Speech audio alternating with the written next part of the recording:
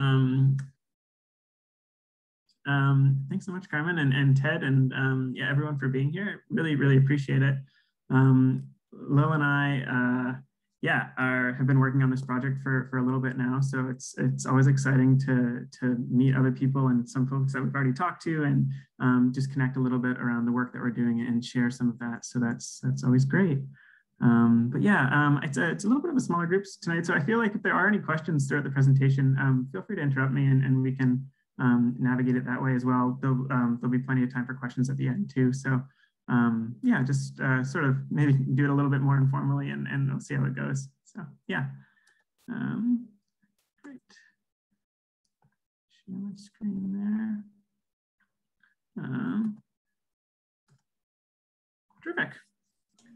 Okay. Yeah. So I guess here we go. So just as a summary, when we're starting this presentation, I want to recognize that climate change is human caused, and this presentation really isn't up for debate. And I know I'm speaking to an organization that is very focused on climate change work, so I don't envision that we'll have this discussion or debate, but just want to put it out there that I like to start all my presentations this way, and recognizing that climate change is human caused and generated by greenhouse gases, generated by the burning of fossil fuels, which are releasing greenhouse gases into the atmosphere. And that warming is leading to a cascade of effects and some specific impacts to health, which I want to talk about throughout this presentation. And one of the big takeaways that I'm hoping we come out of this presentation is around that climate change is not only a threat to the environment and to the animals that live in the environment, but it's a drastic and urgent impact to human health. And with that, there is urgent action that's needed in order to protect health. And it's a really interesting lens to frame things around, and this point of health. And with that, health professionals and those who I consider working in public health professionals have an obligation and have a very great opportunity, a prime opportunity to make an impact and to really contribute to this grand challenge. So one of the ways I like starting presentations is I don't know a lot of you, and maybe I'll just give a little brief introduction of who I am and how this project sort of came to be and where my interests lie. And I find it is sometimes helpful to get to know me. It's also a lot easier to just talk about myself, but feel free if it's going on too long, people can tell me to go to the next slide. But just for reference, I'm speaking to you from the traditional territory of the Anishinaabe people of Fort William First Nation. So that's within Robinson Superior Treaty, and it's also commonly referred to as Thunder Bay. And with that, before I had this awesome job collaborating with these 7 different health units, I was a student at Lakehead University doing my master's in how climate change impacts health, with a specific focus in Northern Ontario. And within that project, looking at how health professionals communicate climate change really, and ways that we can improve our communication to get people more engaged in this challenge. And before that, really going back here, I did my undergrad in oceanography, and really started to learn about climate change a little bit more, and specifics to like ocean circulation and how warming climate is impacting that and the cascading effects there. But this was really my first exposure into climate change work, and it led me to yeah, some really cool discoveries and maybe scary discoveries. And one of the big challenges internally that I felt was recognizing that there's lots of impacts that are out there, and the way that we are engaging with this issue is not proportional to the severity and to the drasticness of what's happening. And with that, I think I felt a little bit discouraged and was looking for a different way to sort of engage in climate change. And one of those ways was through this health lens, as I was talking about earlier. And thankfully, when I was doing some research before starting my master's work and before starting this job, there's a lot of people that are already interested in climate change and recognizing the severity that climate impacts are having on health. And these quotes are from The Lancet, which is the leading medical journal within the world probably, and this is from their yearly climate change countdowns, which are reports tracking the impacts of climate change on health. And they say that climate change is the biggest global health threat of the 21st century, which is huge. And this is even echoed, recognizing that COVID we're in full swings of COVID, as I'm sure Lil can attest to. But this is still echoed from these health professionals, even in the midst of a pandemic, recognizing that climate change is only going to make a lot of these challenges that we're already facing worse.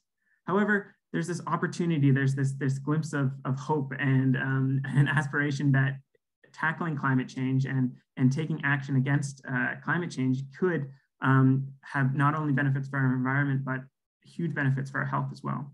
So this piece really interests me and wanted me to engage a little bit more in this. But one of the challenges of someone growing up in Northern Ontario is sometimes these impacts are a little bit hard to see. If you, for instance, if you're living in a city, sometimes they're less obvious. And I'm depending on how you want to look at it, these are becoming more obvious with our recent heat waves or extreme weather events. These drastic impacts are becoming a little bit more obvious, but sometimes it's really hard to visualize that if you're not actively looking or engaged. And so recognizing this challenge that I was talking about in terms of some folks not seeing climate change, and even within myself, did a little bit more research and got more engaged in how people perceive climate change throughout some of my work in university. And one of the stark contrasts is people in Northern Ontario as a whole, and this is from 2015, I should say, don't see climate change as something that's personally impacting them. They maybe recognize that climate change is happening somewhere else to someone else, but these impacts aren't being personally experienced or personally perceived by individuals within Northern Ontario. And this is from 2015. But this is also from 2019, so a more recent study looking at populations in Canada's provincial norths with a specific focus on Thunder Bay, but looking at respondents where they feel climate change is not going to harm them until the future, which is very different from what we're seeing in our studies and what we're going to share tonight about some of the impacts, but as well as about some of the action that we can take. So just a little bit of background in terms of what sort of led me to where we are now. And thankfully, the Ontario government, so the previous Ontario government, I should say, when they implemented their updates to the public health standards, implemented that climate change action, specifically doing what I'm going to talk about our project has done, these vulnerability and adaptation assessments. So the provincial government has mandated that health units now have to be taking climate action. So that's really exciting and has really led to a lot of great engagement through this mandate with a variety of health units across Ontario and I should say Canada in different jurisdictions as well, but specifically within Ontario. So yeah, so part of this mandate led us to form the Climate Change and Health Collaborative. And this is a collaboration of 7 different health units across Northern Ontario who were mandated by the government to engage in this action, and recognizing that as I imagine some are aware of, that health units in Northern Ontario are sometimes strapped thin for the amount of capacity that they have in terms of people and the distance that they need to cover and the variety of challenges.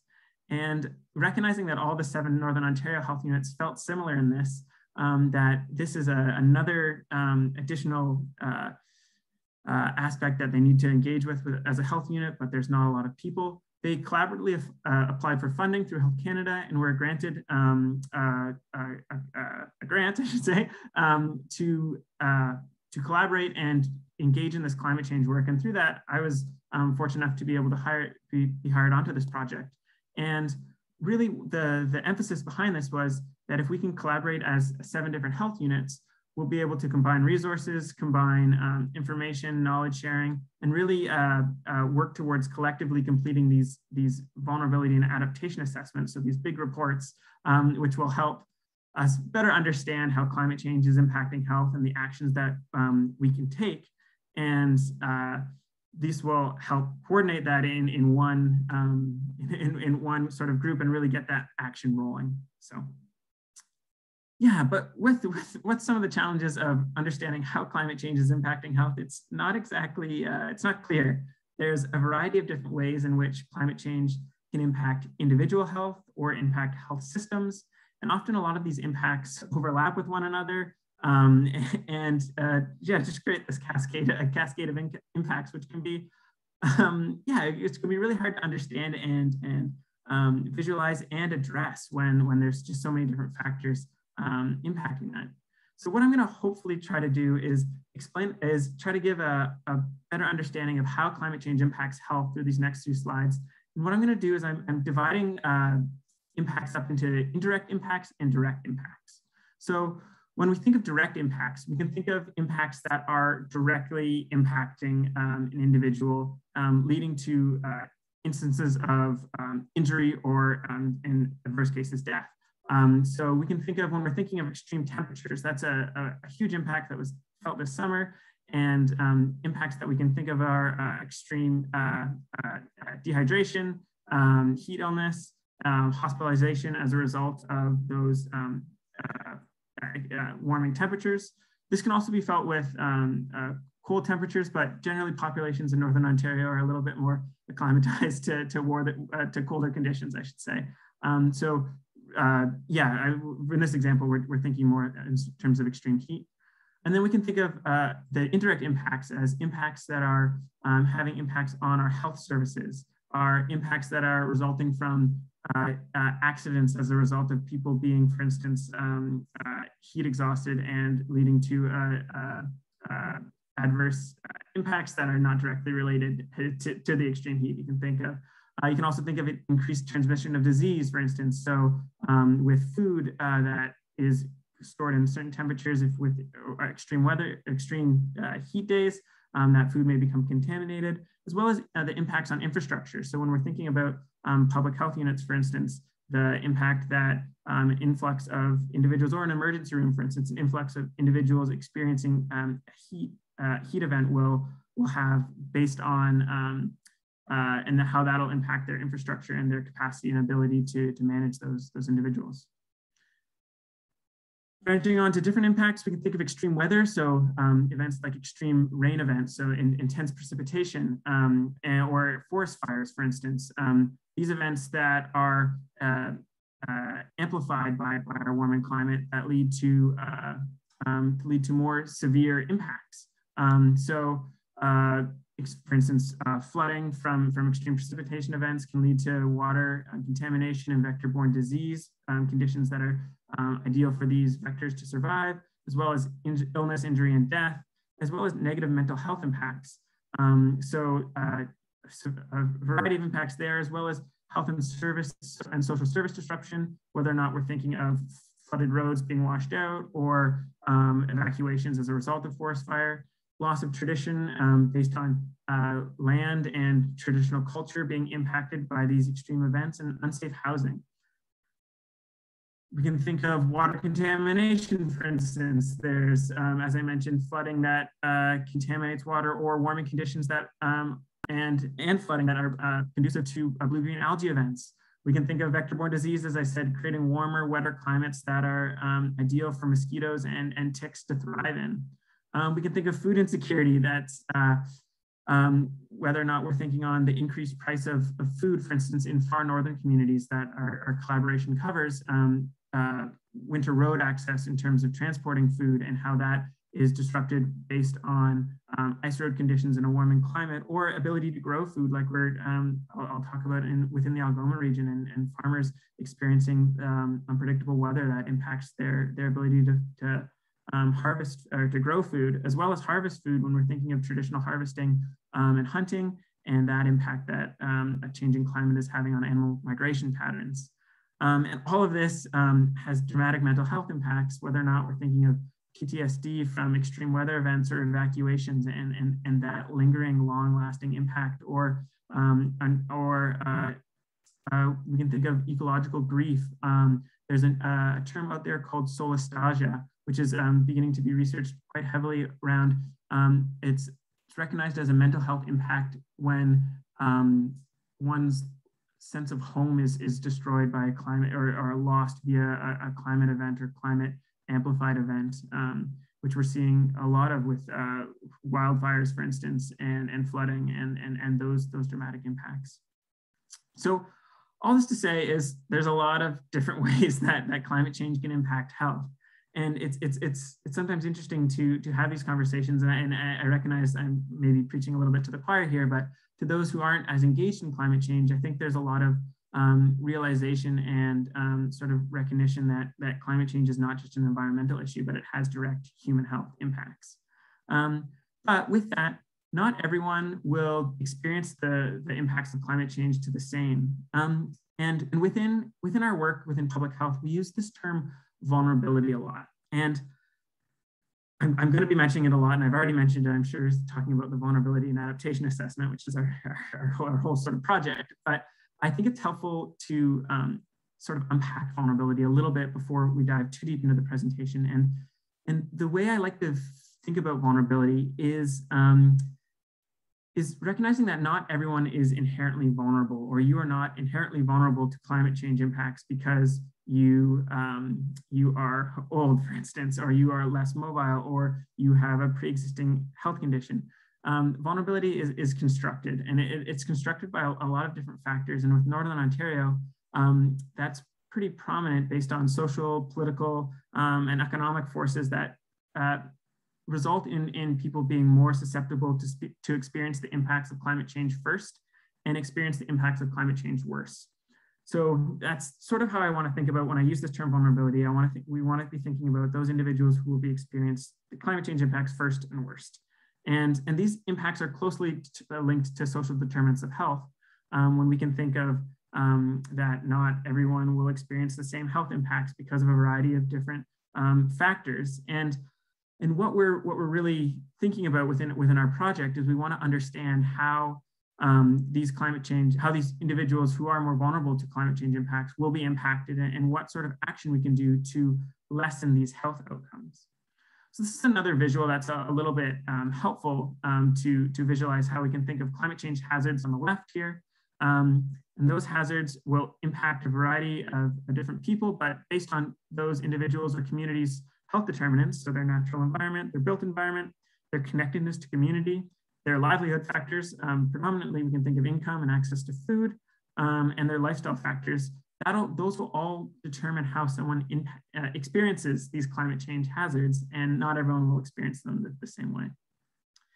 And yeah, so as I mentioned, this is the big investigation with our project, that we're trying to understand how climate change will impact health, specifically within Northern Ontario, and then thinking further, how can we as health units, what action can we take, what action can we support to lessen these health impacts? And so with that, I know this term vulnerability can sometimes be really abstract, and I find sometimes it's helpful to bring it down to a little bit of a more practical level. And one of the ways that I like to think about it, and this is from a colleague from Vancouver Coastal Health, describes vulnerability, thinking of it as the susceptibility to get a sunburn. So we can think of our vulnerability broken down into three factors. We can think of our exposure. So are you an individual who lives in a specific climate that is exposed to a lot of sun? Or do you live in a climate that has a lot less sun? Is it summer or is it winter? How exposed are you sort of to that sun? We can think of sensitivity, the second factor that makes up an individual's vulnerability, as whether or not your physiological sensitivity to the sun. So do you have blue eyes and red hair, for instance? What is the level of melanin in your skin, and how sensitive are you to experience a sunburn?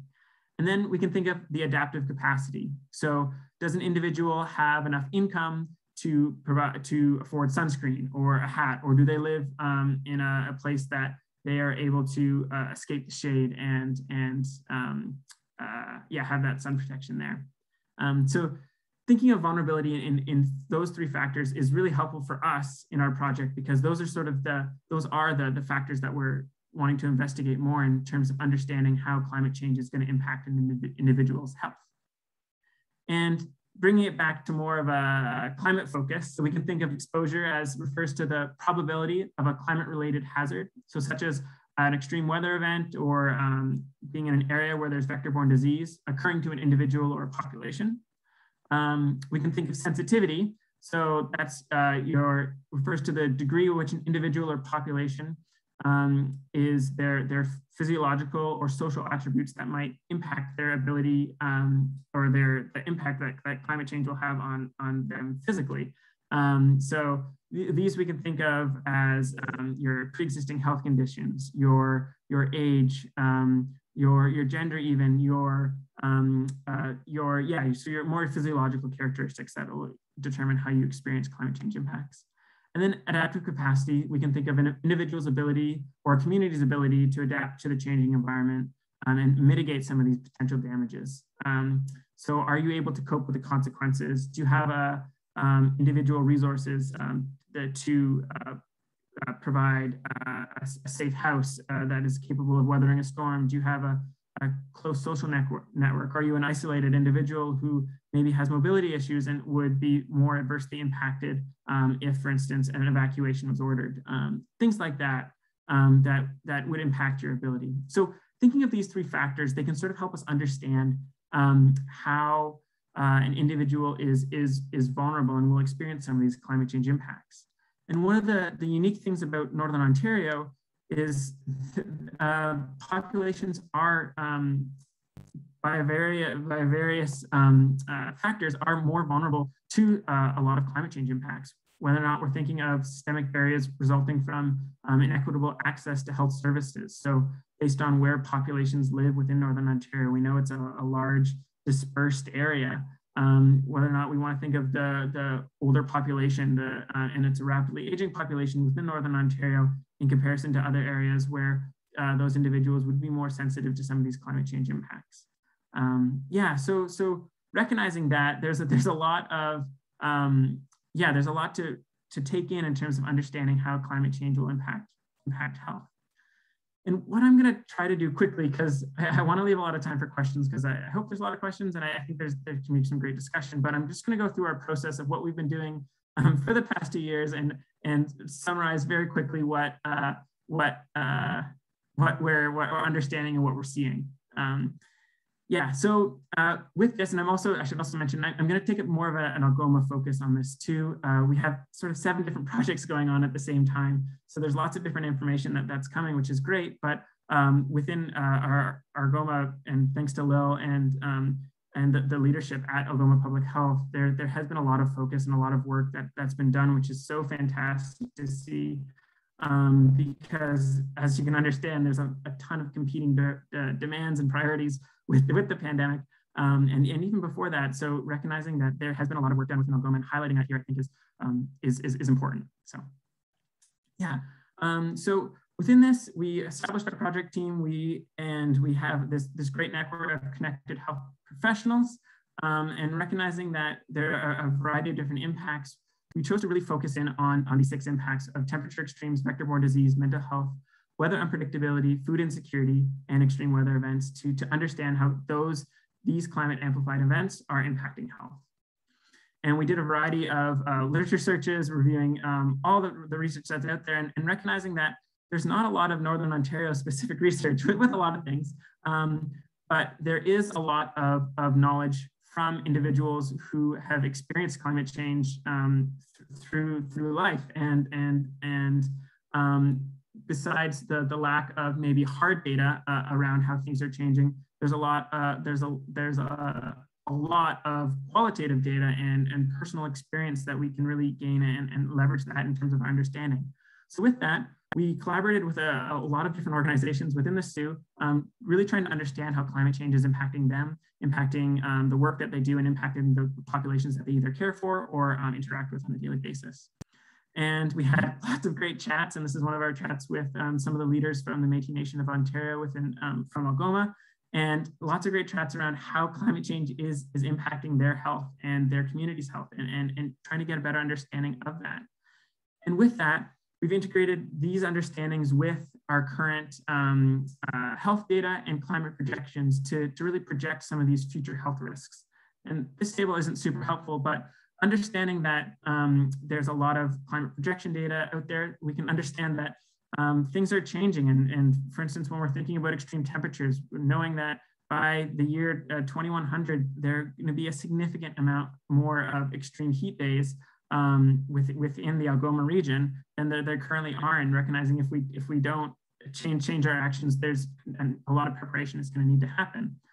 As well, looking at past historical data, this is from the Thunder Bay District Health Unit region, but similar data is across the north, but recognizing that there's a correlation with extreme emergency room visits and extreme heat days from year to year. As well, looking at more specific events where we have extreme heat warnings and the number of emergency department visits as well.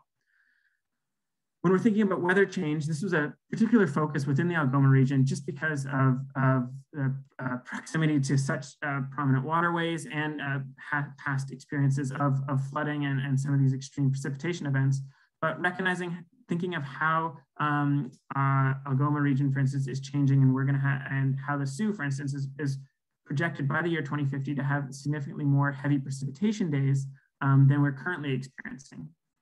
And with that, this extreme weather brings a variety of cascading impacts that can, as we talked about before, result in direct impacts such as injury, illness, and death, or indirect impacts when we're thinking of traditional land, service disruption, negative mental health. And I should mention that these are all impacts that we're hearing from individuals with conversations that we're having, and bringing that information and integrating that with our work to bring a fuller picture of how climate change impacts are being experienced. As I said, the flooding, where those cascading impacts, as well as impacting road closures and people's ability to access necessary services or healthcare or medication, and is becoming a significant issue. More on this, there's lots of examples to draw from within the Algoma region that these impacts are having physical and mental health impacts that are significant. When we're thinking of contamination of food and water, as we mentioned before, farming and the communities that farm around the Algoma region, there's a recognition there of these impacts and how they're impacting not only their ability to grow food and provide that nutrition and to physical health, but also the stress, the mental stress that these unpredictable changing conditions are having on farmers and their ability to grow food. Vector-borne disease, this is from Thunder Bay District Health Unit as well, and aspect of our project that we're monitoring is how vectors of disease, particularly black-legged ticks, which transmit Lyme disease, and mosquitoes that could transmit West Nile, are changing within our regions. And it's at the moment a more prominent issue within our Northwestern regions, but is impacts that are coming up from Southern Ontario, and something we need to be aware about when we're thinking about ways that we can adapt and act. And then mental health impacts. So with all of our conversations, it's clear that the mental health impacts of climate change on every aspect of individuals within the communities are prominent. And one really interesting factor or a piece that we heard from specifically talking with Garden River First Nation is around the impacts that mental health is having on youth. And I'm really excited to see that the next presentation is focused on youth impacts. And I think there's a lot of hope that we can draw from youth, if not the most hope that we can draw from youth in terms of their action and their engagement in this issue. Also recognizing that it's not their fight, and it's something that those within positions of leadership have the ability to and have the necessity to act and take action.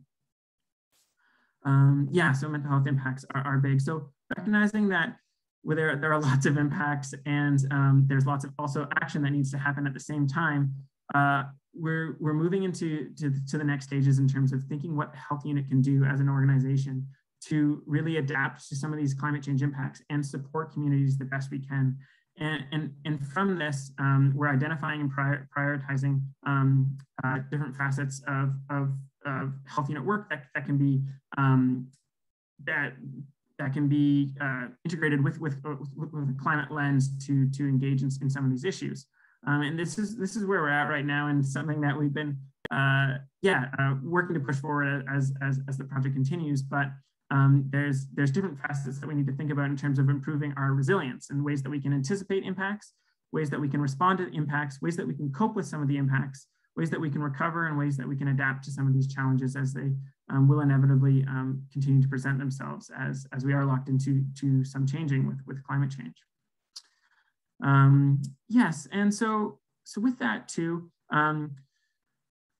some key findings from our work of talking with a variety of partners from around the Algoma region is these are some of the 6 key findings that we have, and I'll go through them quickly because I do want to, as I said, want to leave room for questions, but I think they're really important because we're hearing from partners what they want from public health and bringing this to the table of public health, thinking about how we can engage more with this, and for instance, be advocates for climate action. So advocate for adaptation funding and incentives and supports, making public policy recommendations with a climate change lens integrated within them, engaging decision makers. So thinking about how we can work with the city, for instance, and think about ways that we can support the work that they're doing as well as vice versa.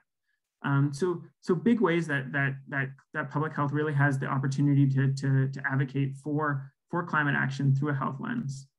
And with that, being communicate and be an educator. And I think this session is a great example of that. I think there's a lot of ways that people might not recognize that climate change is impacting their health, and the ways that we can help use that role of a public health professional as a trusted health professional to engage in these conversations and share different ways that climate change can be impacting health, but as well as share ways that we can be action that we can be doing to protect our health too. And with that, being a leader, so continuing to prioritize climate change in all of our decision making and really be that connection point between different organizations. And we're hearing that as with these conversations that public health is ideally situated in a position that has connections with a variety of different organizations within town, and can really be that central voice for this message. And with that, being an active partner. So there are lots of individuals that are engaging in climate change work within the Algoma region, which is fantastic to see. And I think there's an opportunity for public health to really help connect some of these. And this is what we're hearing from folks, but also recognizing that definitely public health has competing demands. It's been a challenge, but still something that is valued and important as public health recognizes the dramatic impacts that climate change will have. And yeah, and with this, thinking about different adaptation action that we can really support, whether or not we're thinking of emergency preparedness or through sharing our results from our risk assessment and our adaptation planning, and how we can help support larger action. And this balance of mitigation and adaptation. So really, how can Algoma Public Health and our larger public health units be agents of change? So how can we continue to collaborate and thinking about supporting this work well into the future, and making sure that it's not a check mark and done, but that we are continuing to push climate action through a variety of different ways, whether or not we're thinking of our active transportation and the ways that could have the mitigation impacts there, or thinking about adaptation action we can take through supporting parks and recreation activities, different ways that public health can strengthen the way that they're engaging in some of this work. So yeah, and the last one with that being healthy environment champions too. So thinking about different ways that we can encourage connections to the environment. So creating that community that recognizes the connections between infrastructure and climate adaptation, or community gardening, for instance, and your resiliency. So just thinking about different ways that public health can really be environmental champions that way, and take a leadership role there. So with that, our project is continually thinking about how we can sustain this work and identify different ways that we can share resources and help support existing action. So with that, we've developed a few different resources, whether or not it's summary reports of different perceptions of climate change impacts on health from key providers, or if it's our climate change and health report, a report that's coming out looking at specifically how climate change is impacting health in Northern Ontario, meant to provide a general overview for health professionals and community leaders, or if it's our final vulnerability and adaptation assessment, which is sort of the last piece of our project, looking at how climate change is impacting health and what action public health can take to better prepare and better minimize the impacts to health within the health unit region. And yeah, and with that, I think it's sort of important to think about the ways that climate change and health can be co-beneficial to one another. Climate action and health action can be co-beneficial to one another, whether or not we're thinking about ways that we can engage, whether it's adaptation or mitigation. There's lots of co-benefits to climate action and health.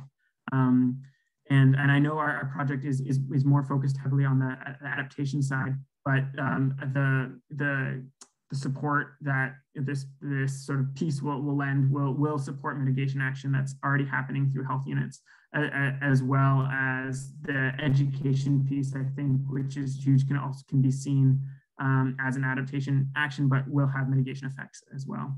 And these are sort of the main objectives of our project, and folks can review those with the slides if they want. I've sort of summarized them here, but we're really working to ways that we can improve health units' capacity to support partnerships and collaborative efforts across our region, and really help improve resiliency and communities' ability to adapt to climate change. So. Yeah, and these were mentioned here, but these are just a few kind of final key points that I think are important and I covered. Yeah, I think I'll maybe leave it there, and we'll have a little bit of time for questions and discussion, which would be great. But thank you so much, and I'm sorry for all I feel like that was really quick, and I would be happy to discuss anything. So thanks so much.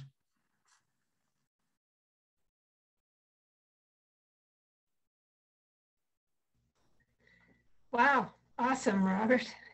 And thank you, Liliana. I know you're their integrated partner.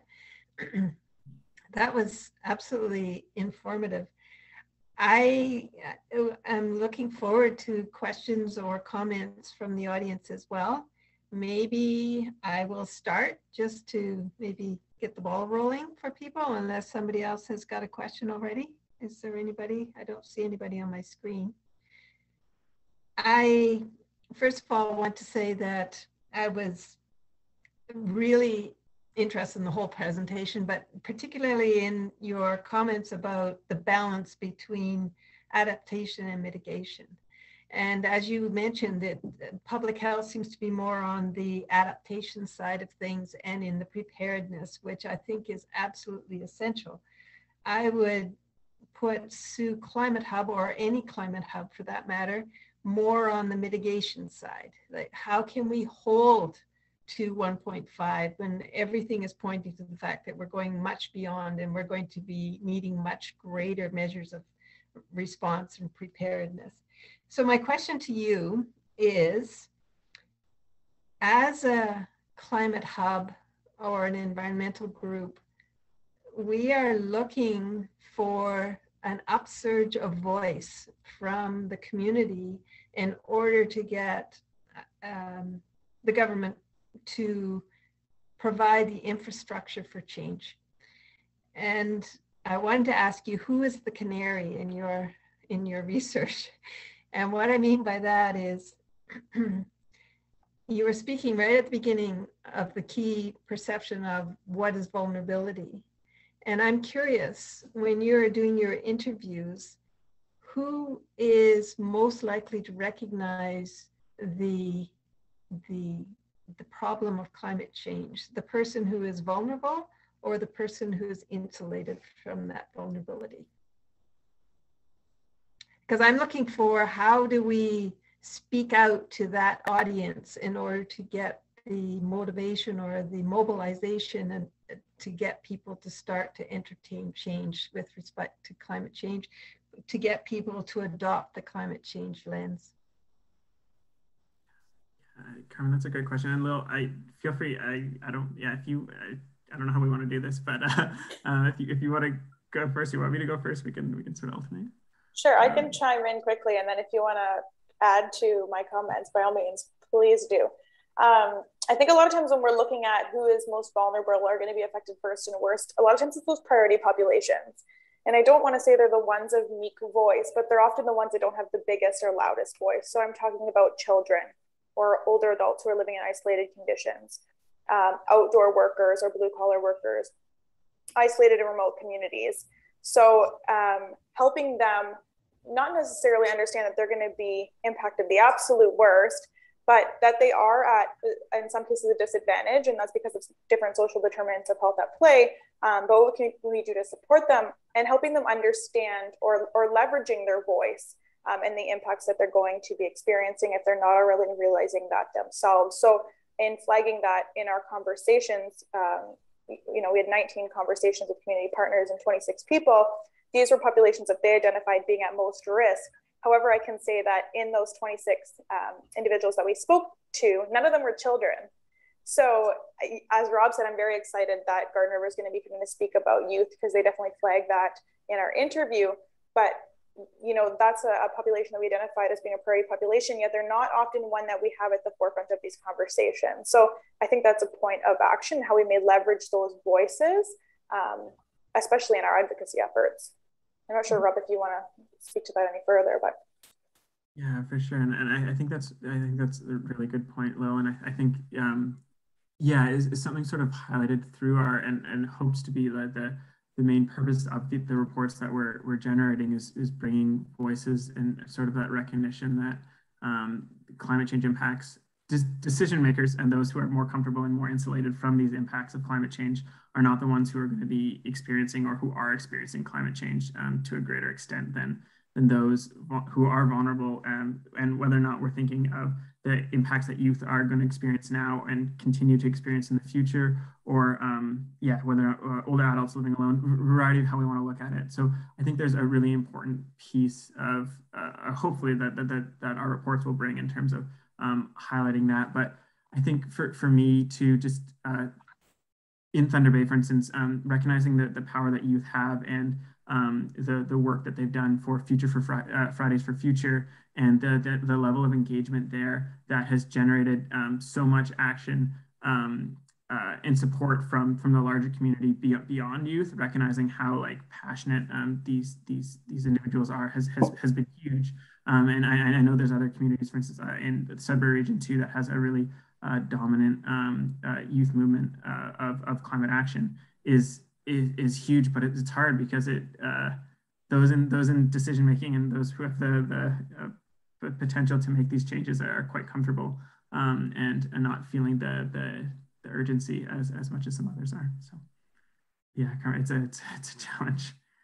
Yeah, certainly is. I'm just looking at the chats. Most of them are responding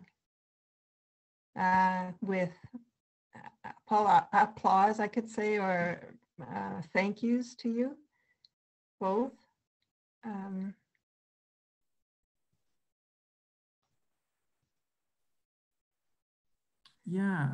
Abby, just sort of speaking to the impacts on smoke, I don't think you're alone. I think that's one thing that's really been evident this summer, in addition to extreme heat, and something that is noticeably impacting those who have pre-existing health conditions such as asthma and their ability to comfortably live in specific areas. So I think that it's a huge challenge and something that definitely holds relevance in Northern Ontario.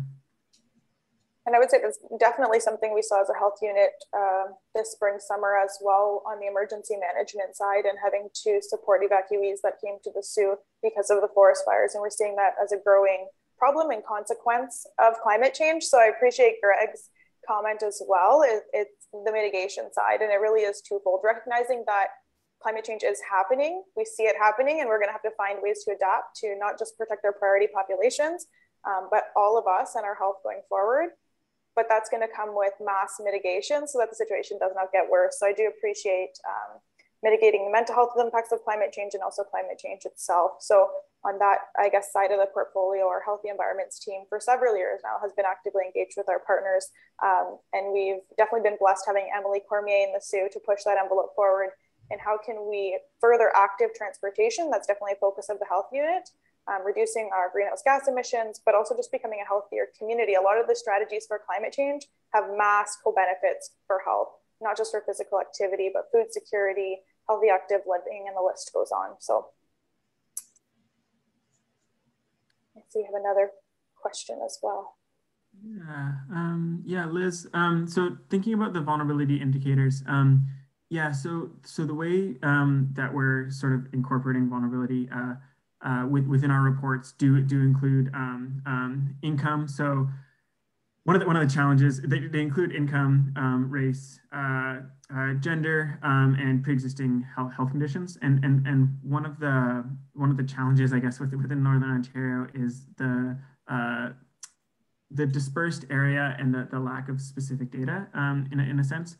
So a lot of the communities that we want to think about as more vulnerable to some of these climate change impacts, the data that we have available to us in a lot of these remote communities, for instance, and more rural communities is not really, it's not representative, or it doesn't paint the complete picture, which is why we had sort of such a large focus on integrating those first-person perspectives from organizations that are actively working in communities. Yeah, there's some fantastic work doing vulnerability mapping in more urban centers. I'd be happy to pass along a report that our partners in Vancouver did, looking at how different neighborhoods within the Vancouver coastal health area are vulnerable to climate change based on average income, proximity to a river, for instance, if we're thinking about flooding, or income, access to if they have air conditioning or not. The variety of different factors is really interesting to visualize that, and from that can prioritize health action, but something that we're still definitely working towards within our regions for sure. And part of our project, I guess, to that note is the development of indicators for us, public health indicators and climate change indicators, so that we can monitor how our community is doing. With it being introduced into the standards and the work on climate change in 2018, I would say this is still a relatively new portfolio for public health, and we're seeing that in our northern partners as well. So not only is there kind of shortage or lack of data for our own communities on this, we are trying to design a suite of indicators that will help us going forward to kind of capture and calculate the issue. And I do agree with you. It would be quite powerful if we did have a calculation with a precise outcome. That would definitely be ideal. And for those of us who love research, I think that would be fantastic.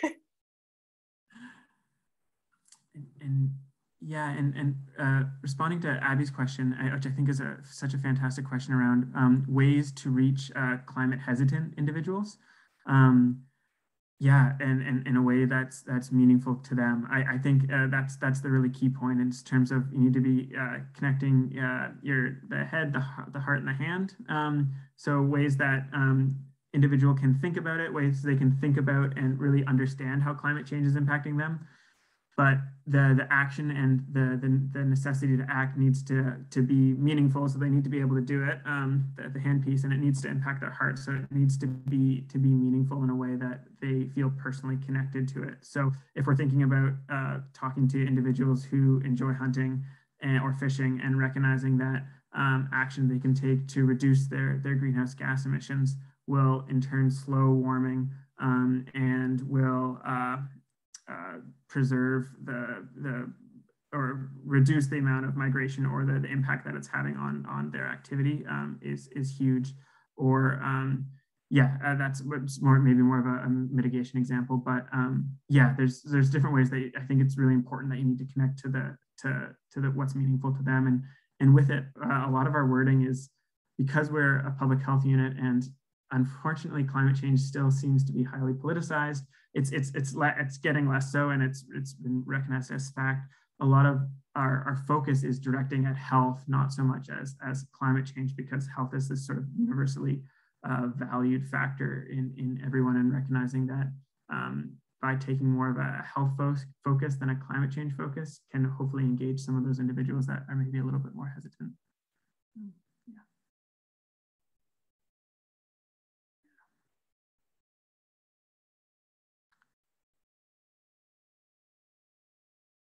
Yeah, Greg, I think that's a fantastic point too, in terms of tourism organizations and the impact that that's having on them. I know some of our conversations in far northern communities, for instance, in the Northwestern region, where remote fishing camps are such a huge moneymaker for individuals, and the impact that, I mean, COVID is having, but also the forest fires this year, the smoke and the impact there is huge, and it's the financial cost is really where they're seeing it, and recognizing the severity there is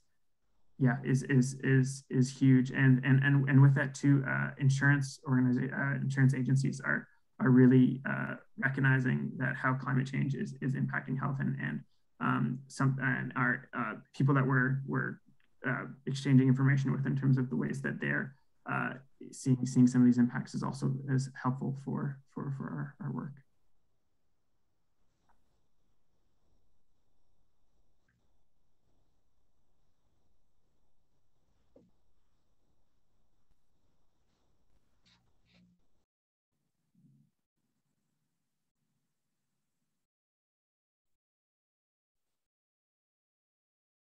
Sorry, Robert, I'm just reading your question.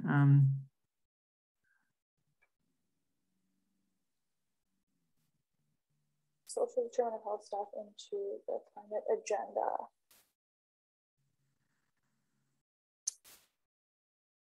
Maybe I can go first, Will, and then you can sort of add to it. But Robert, there's lots of work to do is essentially it, and thinking about ways that climate change can be integrated into different programs and policies is sort of the end goal of what our report is hopefully going to inform. So talking with different programs, for instance, when we're thinking, I'm based out of the Thunder Bay Health Unit, so just using an example from there, when thinking about ways that the environmental health unit is messaging around ticks, or even blue-green algae, for instance, and shifting our messaging to taking a health priority focus of messaging that there's a blue-green algae event within so-and-so lake, but then adding on an education piece around these events are going to be more common and with climate change, and sort of tagging on aspects there, or thinking about ways that policy programs are going to need to change when we're thinking about our Healthy Babies, Healthy Children's initiatives, and the recognition that these extreme heat events are going to impact these populations more significantly in ways that we can adapt and adjust our programs to educate and to prevent some of these impacts. Yeah, I think you captured that well, Rob, and that's definitely been something that's been a conversation, I would say, at almost all of our NOC3 meetings with partnering health units, is that I think at one time we viewed climate change as just an environmental problem, and it was kind of siloed into that public health program or sector of the community and advocacy groups. But we're now starting to see, or I guess better understand, is how it's really thread through everything.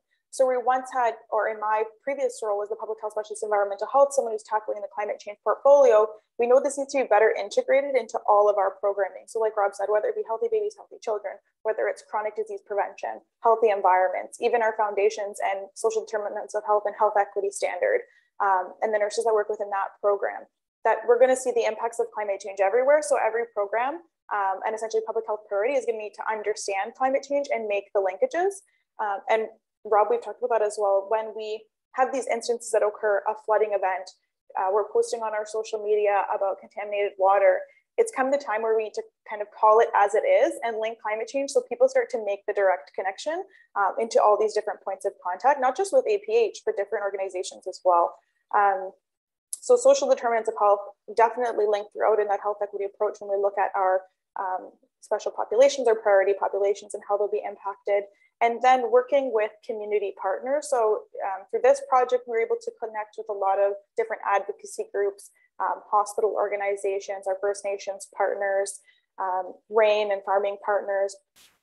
But going forward, definitely it's been, and I can't stress it enough, I know Rob would too, the partnership with municipalities has been outstanding because it does impact many sectors, as tourism was highlighted, and then having Emily and the Sioux has been a great partnership for a health unit to have both lenses being kind of taken care of, I would say, or acted upon at the same time. mitigation and adaptation. So I know one of the asks, I guess, from our climate conversations was, can you start a summit? Can the health unit just start a summit and put us all together and we come up with one plan? Because we have all of these partners who are trying to accomplish the same goal, but taking different strategies and approaches and working separately when the voice could be a lot louder together. So I hope that is something, whether or not we're the ones organizing it, definitely in a post-pandemic time, because public health is quite busy, or jumping on that with our partners to, I guess, raise the profile and voice in the North would be important and was an outcome of our conversations as well. So hopefully we'll see that. I would say that climate change is something, we do have our social equity committee in the Sioux, there's a poverty roundtable. It's certainly come up with the other issues arising like food security, still impacts things like housing and evacuations. So it is on the table. I think it's just time that the profile of that was raised on the table compared to the many other crises that are colliding.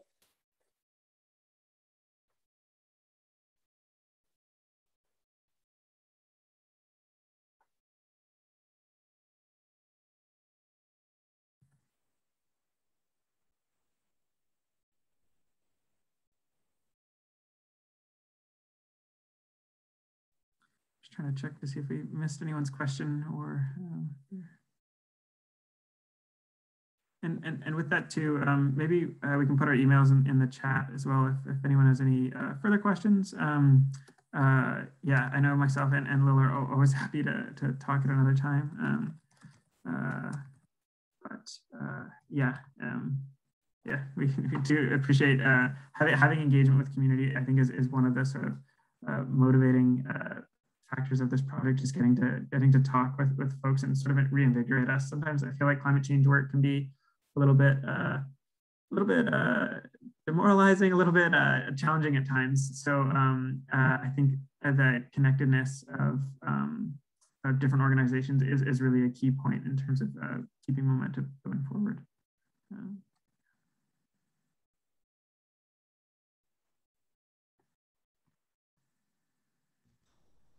So appreciated, and open the doors here. That was awesome. Thank you. And it's amazing how we can be so enthusiastic when you've opened the road to all the work that needs to be done. But I think that's the blessing, is that we see there is a road and there is work. It's not the end of the road, as it were. So again, many thanks, and I will appeal to all one last time if there are any further questions that we could lean on our speakers a bit again. And if anyone had a question missed, I was trying to follow and listen at the same time, and I discover I'm not that good at that.